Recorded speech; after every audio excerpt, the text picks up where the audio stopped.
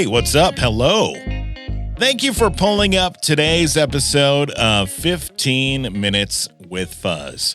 I'm your host, Fuzz Martin, and each week I talk to people about positive things happening in and around Washington County, Wisconsin. This week, I'm very excited. I get to speak with Jen Keller. Jen is the village administrator for the village of Jackson. Jen's going to talk to me all about the great things happening in Jackson, Wisconsin. So let's get to it. Here are 15 minutes on the village of Jackson with Jen Keller on 15 Minutes with Fuzz.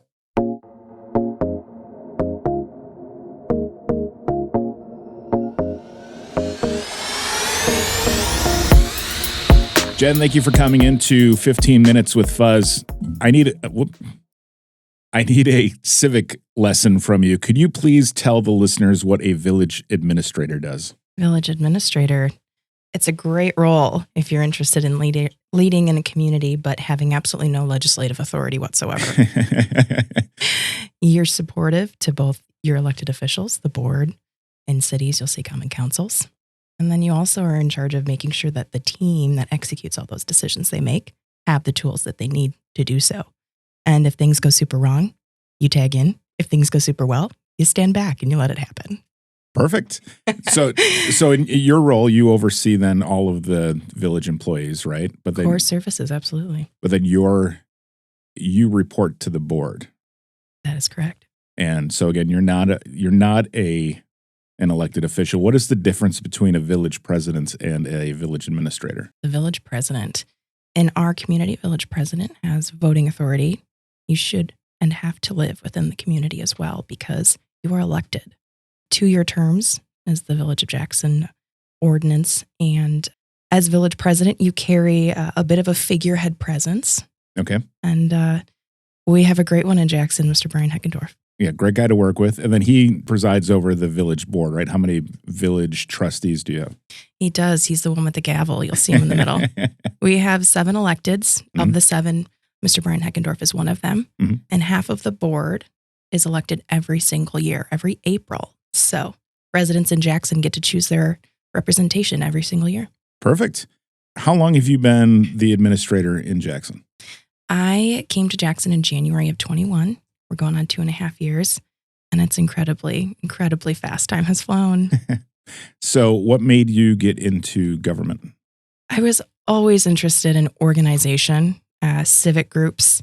I'm a lifelong member of the Lions Club. Mm-hmm. It's a group you create. You're after community service projects, and working in local government is kind of a salaried way of continuing to do something like that where you're benefiting those in a small community or your neighbors. Meaningful work. Where did you go to school and what kind of degree did you get to get into this role?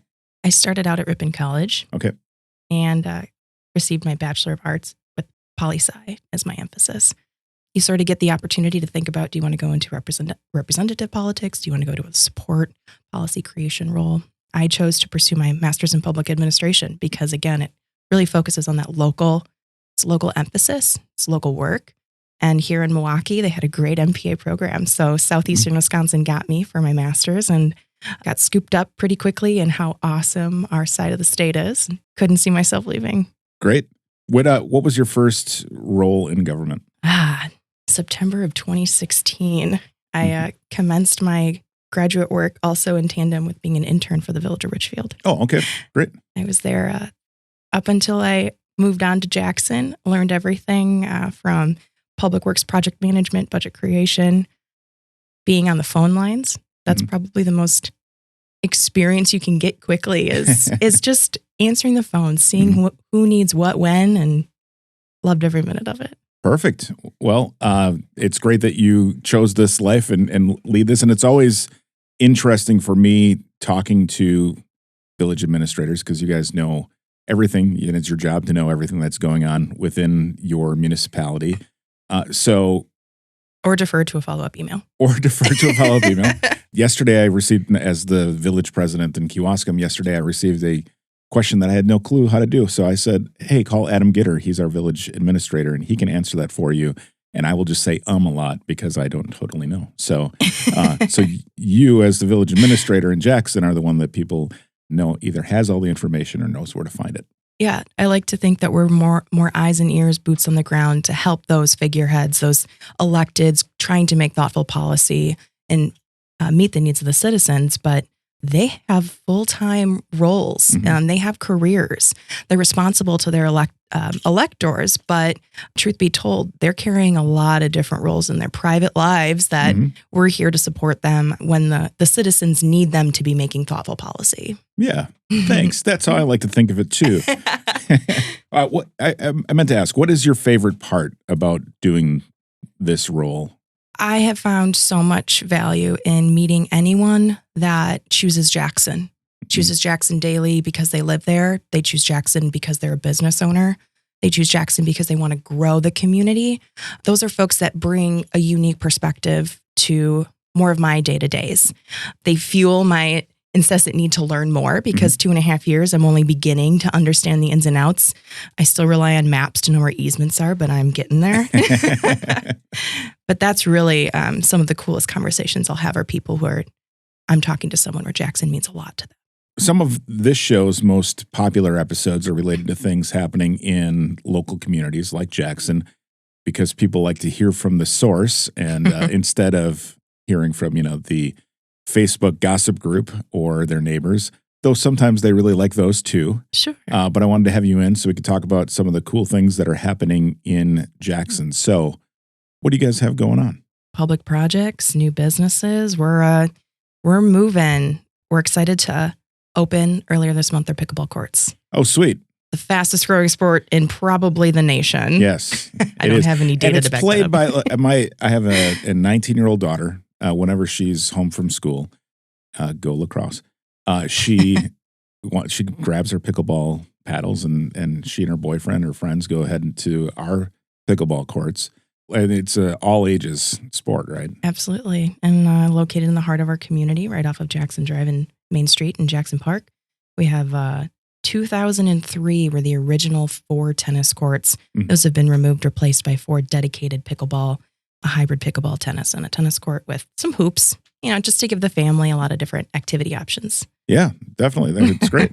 You guys also have an event coming up later on this month, right? We do. Jackson was blessed to be strategically trying to develop a residential parcel next to our new public safety building, if you're familiar with the east end of town on Main Street.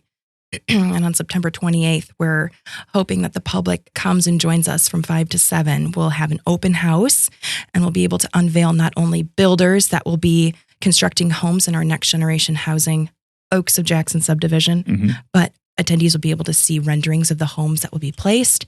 Even if you want to start calling dibs on a couple lots, you can begin those conversations because our builders will have their teams there ready to assist any interested parties. How many lots are there going to be in that new location? There's a variety of different types of homes. Right now, we are unveiling 40 single-family lots accompanied by 5 pairs of side-by-side units. They're all intended to be purchased and owner-occupied, but we have really great builders. We're still negotiating, but I have good sense of confidence we'll get to the 28th. And then the other half, footprint of this site, we're looking for multifamily development, which should really provide the village of Jackson and Washington County workforce new homes that are quality. Trying to get everything under 420, 75% of it, 75% of it will actually be under $320,000 so you can get a new home. Great. We're very excited. All told, if all goes as planned, how many homes or residence units, I guess, would you say that you're looking to add there in Jackson? Give or take, we're at about 100 new homes. Okay. We hope to see by 2027. Excellent. You have other great things happening in Jackson. I know you've got some businesses and things opening up. What kind of other buzz is going on around Jackson? Well, our community does have a keen sense of we need our pets. We need our furry friends. So we've seen a lot of businesses that dedicate services to dogs do very, very well. We do have a paw play zone that's moved in over the summer on Main Street at the former Scheinemann's Appliances building, if you're familiar. We also have a couple other shops that have recently opened over the summer. Apotheca. It's a former bank building in Jackson, and you'll recognize it if you remember the old Village Hall. It's just on the north side of Main Street there. Okay. Another really important business, and I've already gotten a really beautiful bouquet, is the Birch Hill Farm Floral Antiques. They've opened in the former location of Sonia's Rose, and that's at the Hoagie and Gum building. Can't miss it. It's one of our historical buildings in downtown. And then a homegrown hair for personal services near the Piggly Wiggly. Awesome. Yeah. Very good. Now, you guys had some road construction going on. Is that all open now? The utility work is complete. Okay. We know we were experiencing some leakage through the system. We wanted to clean that all up because the DOT resurfacing project commences next year. Okay. So if you're a motorist down Main Street, you'll notice eastbound traffic, you'll be able to get through no problem next year starting in spring. Westbound, you'll be detoured, but it's for good reason. We have 3 inches of surface coming up, 3.5 going down. Great. And we'll have some new signals and the Eagle Drive roundabout. Jackson, we love roundabouts. You do love your roundabouts. We don't want to stop you. We just want to slow you down.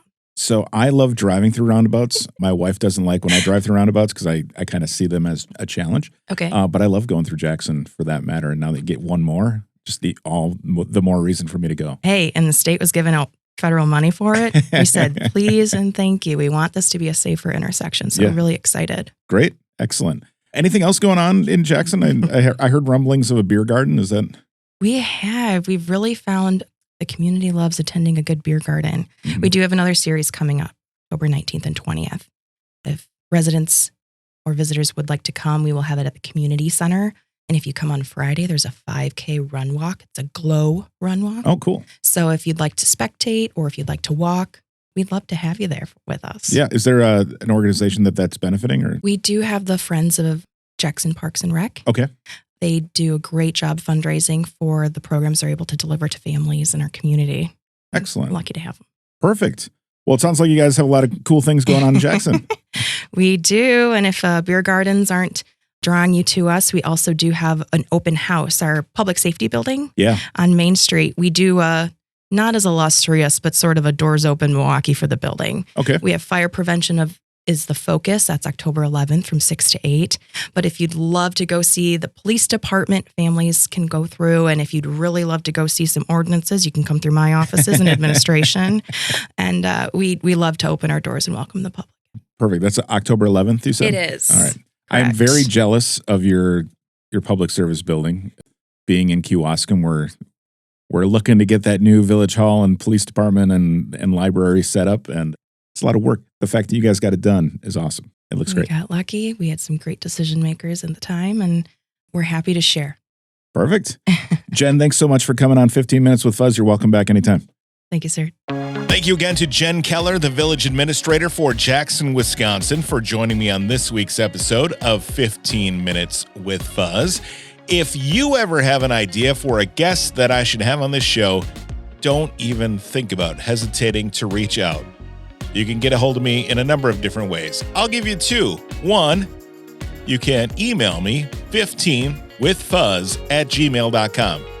That is 15 spelled out withfuzz@gmail.com. Or if you prefer, go to fuzz.cc/guest. That'll take you to the website, and there's a form there that you can fill out and tell me who should be on the show. Again, it's fuzz.cc/guest. New episodes come out on Tuesdays, usually. You can find all the episodes at 15withfuzz.com. Thank you again for listening, and I will talk to you next week right here on 15 Minutes with Fuzz.